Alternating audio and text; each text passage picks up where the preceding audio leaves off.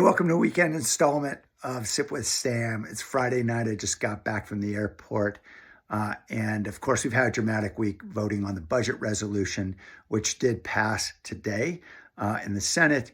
I voted against it a couple days ago in the House, where it narrowly passed as well. A lot of recriminations and talk about who is right and wrong in voting for or against this. But let me describe one provision that was not discussed widely in the media. And this is one example of the many, many problems with resolutions like this and the lack of transparency with the public. We know millions of families are struggling right now with the high cost of living. And we also know that tariffs that are being imposed by this president are going to cost Americans more. According to the Peterson Institute, just the tariffs on Canada and Mexico alone are going to increase costs for groceries and a lot of necessities by more than $1,200 per household. That's a lot of impact for families. And of course, the poorest get hit the hardest.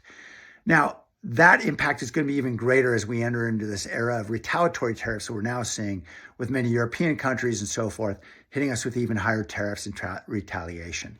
So this is going to get worse for American consumers. Well, guess what? There's a provision in this budget resolution that was slipped in because this was never negotiated with Democrats. This is entirely a Republican majority bill that would essentially avoid having any member of Congress having to vote to continue to approve the president's tariffs.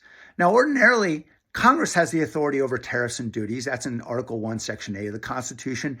That's an authority that we give up to the president through this 1977 law called the National Emergencies Act. There's a provision in that law that we can invoke, and we have invoked, to require a vote to come to the floor in Congress in 18 days to either approve these tariffs or vote them down. Well, guess what? There's a provision in this budget resolution that redefines what a day is. It's no longer 24 hours. Under this provision, it's now a single day lasts an entire year, and Congress never has to vote to validate these tariffs and the presidential authority to approve these tariffs. So guess what? A lot of members of the president's party get to duck the question. They never have to face voters on what we are doing to American families with these tariffs. One more reason why this is a very bad budget bill.